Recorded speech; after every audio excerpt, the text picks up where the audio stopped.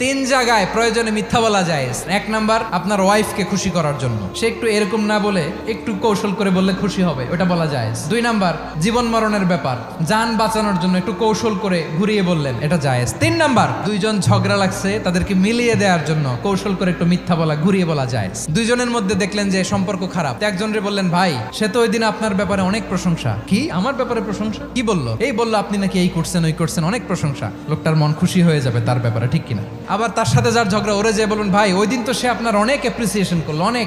সে তো অবাক, কি রে বলে কি? এই যে দুইজনের ব্যাপারে দুইজনের একটু ভালো ভালো কথা বলে দিচ্ছেন, একদিন দেখবেন রাস্তা দিয়ে হাঁটার সময় একে অপরকে সালাম দিয়ে ফেলছে, সালাম দিয়ে বুকে জড়ায় ধরছে, আছে না নাই?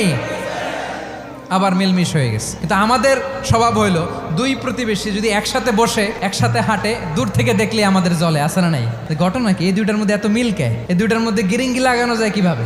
আল্লাহর কাছে তওবা করেন, এই মানসিকতার যেন আমরা না হয়, আমরা মিলিয়ে দিব।